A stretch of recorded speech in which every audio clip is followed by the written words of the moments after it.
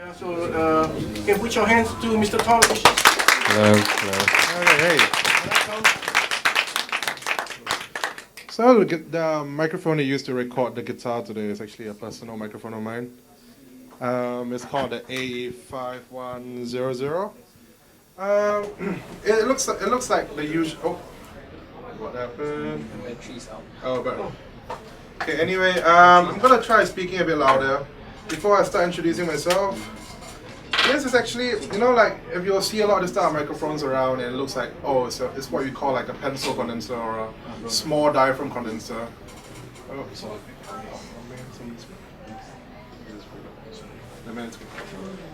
So anyway, this is what we call a pencil condenser most of the time, but in this case, this is actually a very large diaphragm inside. So they kind of squeeze a very large diaphragm in a very small microphone. So this is kind of like that, just in a very small form factor. The only difference is that the mount that you use doesn't have a shock mount, the rubber band thing that kind of suspends the microphone. But this is still this is one of my favorite mics by Audio-Technica. Anyway, my name is Tom. Microphone fall out. Okay. Anyway, my name is Tom. I'm Singaporean, but I live a lot of my professional life in the UK. I finished studying there like 2 years ago. I'm back in Singapore now, and I teach in Singapore Poly part time. There's a few of my students here. I'm also a record producer. I do most stuff in Norway and in England, not much in Singapore. And I'm the first mastering engineer that is certified master for iTunes in Singapore. So master for iTunes in Singapore basically is, if it's overhead, it's okay. But basically, what it does, it prevents people that make music to make the music as loud as possible. Because when you put the music as loud as possible, you reduce this thing called dynamics. And when you reduce your dynamics, you don't hear the difference between your kick and your kick will just be like the same level as everything else, and all you get is just like a very compressed sound. So anyway, I'm gonna show you like what I've done at home. Well, when I was in Liverpool, when I was at home, I had access to a really big studio, but sometimes I just don't feel like, sometimes even if you're a professional and you record in the studio, you don't have the same vibe as you when you record at home with a comfortable couch and like nice ambient lighting. And a lot of people in a lot of studios, they try to replicate that as well. They try to replicate a very cozy feel in your studio. So they're actually trying to combine both, like kind of the home vibe you get and a professional studio. So I'm going to show you some stuff that I've done at home. Sorry, give me a sec. In fact, most of the stuff I do is at home. I seldom work in the studio, but only when I properly record. When I have to record like a full band, like a rock band, I would definitely need to go to a studio. But for example, this is done at home. Okay, so I did this at home.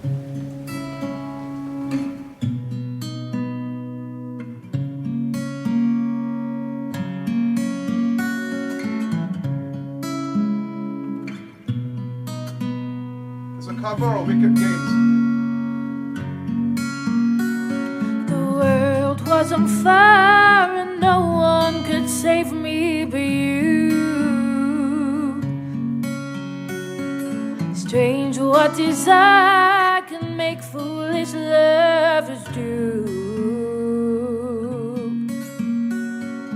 I'd never dreamed. And this one, also done at home. Again, this is a keyboard piano, like one of these, like a MIDI controller controlling an instrument inside. But the vocal is, of course, the girl singing. Yeah. A house is not a home without you here. The silence deafening, no joy or cheer. This house is not a home, though we try to fight the feelings of our loss, of our guiding light. So you see, you can actually record like pretty professional stuff at home. It doesn't necessarily need to be in a studio, but there's a few conditions you need to try to meet. because you see, come on, give me a sec. Let me put my notes. Okay. So first, the most important thing is of course your source, which is your musician or yourself. Which is your musician or it's your hello. Cool. Yeah, it's your musician and the instrument. Firstly, if you record using a guitar with not proper intonation, like your 12th fret doesn't sound like your an open string, that is not going to get you a good recording, because as you go along and play, like there's going to be a few notes that are kind of off. Secondly, you need to have a good musician. I mean, I know it sounds like I'm saying the stupidest things, like, oh, you need to get a good musician, but that's so important. If you're not a good enough musician, be a good enough musician. Like, I teach a lot of my students in SP, and during my free time, I give them vocal training as well. Like, simple things like enunciation is very important, especially if you're a vocalist. Yeah? Enunciation and knowing your voices, your diaphragm voice, your chest voice, and your head voice. You see, it sounds different. When I talk it to you now, I can control my voices pretty well. But I'm not a singer. I just teach people how to sing. I can go back to my chest voice. I can go back to my diaphragm voice. You can hear there's a lot more bass here and a lot less bass here. You guys hear it, right? So the second thing that's very important, of course, is the microphone. The reason why I chose this microphone, I mean, I'll be honest with you, I don't buy a lot of microphones. I do buy, but I only have 5 or 6 microphones at home. In normal studios, we have at least 20 onwards of different brands as well. I buy microphones that I believe that have a certain use to them. For example, this microphone sounds really nice on guitar, on acoustic guitar. And I use it mostly for acoustic guitar. But if I find somebody who has a very thin voice, I can easily just bring the microphone a bit back, which decreases the proximity effect, which is, when you speak into your hands closed, your voice becomes bassier. It's the same principle for this. If you speak closer to the microphone, there's going to be bassier. But if I find a vocalist that doesn't have a lot of high end, it's just like this style of voice, I tend to use a brighter microphone. But in this case, all I need to do is just bring it further away from me, and it will sound pretty bright already. So when it comes to microphones, you just need a few good microphones and learn how to use them. Later, I'm going to make her sing or re-sing the song again. But I'm going to use this thing called an off-axis position. I will explain to you what is it. And you can hear the difference. The next thing is your room. This is what somebody was asking as well. You see, if I start speaking in a sort of volume, you don't hear a lot of room sound. But you see, if I make this really loud sound on my tongue, you can hear you heard that? So that is the reverb of the room. So if you find that the room doesn't sound good, you can just lower down your volume and try to sing softer into the microphone. Unless you're a diva and you need to sing loudly, then it's a bit of you cannot do anything about it. But if you're singing like a Christmas song with the really bassy tenor, of yourself, then it's okay, you can sing softly. But so it matters a lot. If your room is not treated, don't blast your guitar amp, don't sing so loud, don't play the acoustic guitar and just slam the acoustic guitar. It's just gonna sound horrible. For home recording, it's possible to get a very good sound at home. It's just you need to be very conscious about the things you need to do. For example, when it comes to room as well, if you want to record something very loudly, try to find a room in your house that's not so alive. This place is pretty dead. It's not super dead, but you can hear there's not much room, which is actually pretty good to record louder stuff. What does that mean? You said find a room that's not so alive. Okay, not so alive, as in if I start clapping my hands like this, there's not much a tail on it. It's very dry. A good example of a good room like this would be carpeted floors, your couch behind, anything, everything that kind of makes the room kind of not squarish and kind of pops out a bit. It kind of helps the room diffuse a bit more. so you don't get like that really stray frequencies around. Sometimes when you go to a place and you clap your hands, you hear da-da-da-da, because that's what we call a flutter echo, which means there's like walls reflecting against each other like perfectly and creating a certain frequency that kind of like repeats itself. It's a bit technical, but I hope you guys can understand. If you guys got any questions, I can answer them as well. Next thing, when it comes to mixing, it works with the same way with rooms. If I'm over here mixing a song, and I'm mixing it really loudly, there's this thing called the Fletcher-Munson curve. It's very technical, but the easier term is just loudness contour, equal loudness contour, which basically means the louder you mix your volume, the weirder the flatter the frequencies become, because our ears don't perceive sound like equally. We capture frequencies like the middle frequency is the most easily, and like bass frequency is not as easily, and high frequency is not easily. You know, when you start, for example, listening to a car stereo, a lot of you just go like, oh, I'm gonna increase the bass all the way and the treble all the way, and it's gonna sound like oh, this song sounds amazing because I just increased the hell out of the bass and the treble. Yeah, that's the same thing, because our ears can't really perceive bass and treble that well. So we try to reinforce it with more when we play with the car stereo.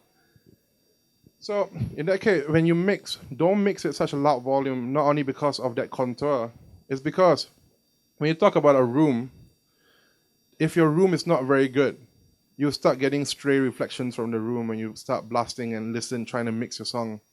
You should try to mix at a moderate volume. If you think your room is really horrible, bring down the volume even more. If you want to listen to your songs like Sia or what, you can just blast it. Nobody's gonna care. But you want to start mixing softer. Then when you finish mixing, you can just bring it up later and just like, oh, that sounds good. You know what I mean? Okay, now I'm gonna demonstrate to you what off-axis response actually is. Okay, so we know that when you sing, we say, for example, when I speak in front of a microphone, it's pointed directly to my mouth, right? So you can hear a lot of highs, which is like my saliva noise, which is kind of disgusting kind of thing of it, and my diaphragm. But if I start slanting the microphone, do you notice the microphone starts to sound a little less? You don't hear as much saliva anymore, right? So it's kind of like what we call an off-axis response. When you use a microphone and it says cardioid, which is what he said, is the reason why it's called a cardioid because it's the shape of a heart. It looks like a heart, and cardioid is actually a technical term for heart or something like that.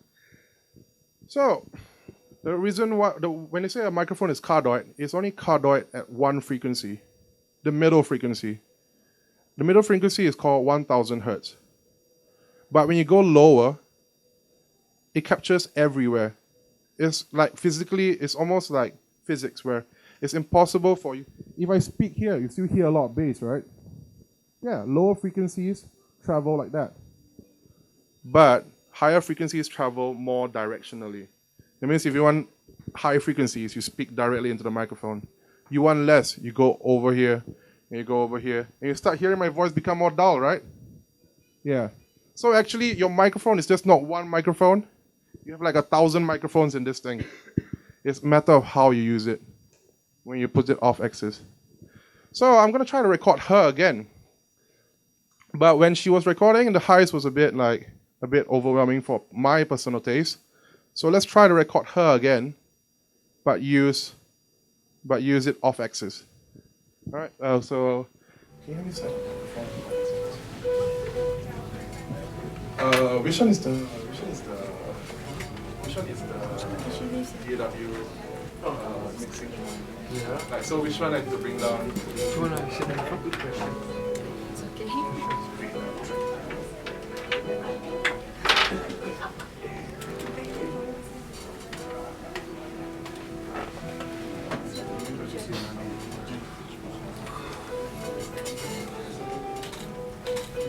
Any of you got any questions before I continue?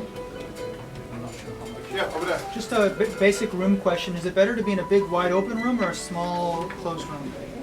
Well, I mean, like if you're gonna record a nice drum kit, you want to say you want Phil Collins drums. Yeah. Let's say no live drums. Yeah, so I mean, like, if you want to record really live, live drums. If you want to record a very lively drums, you record it in a very bouncy room, a very reflective room. Like, glass is very reflective. But if I put a room full of pillows, there's not much that's going to bounce back, right? So it's the same way where the size of the room only determines how like huge you want your drums to sound. How much intensity of that how big the room is depends on how like your walls absorb the sound or how it reflects it. Does it make any sense? So, like, for example, if you want to record, it really depends on what you want to record. If you're going to record a jazz band, you don't want your drums to sound too, like, large. Can you imagine, like, a jazz band with Phil Collins drums? Like, dudung, dudung, dudung. It's going to be, like, horrible. So you wanted something a bit more, like, small. Okay, so what I'm going to try now is just to test the microphone first. Testing. Test 1, 2, hello.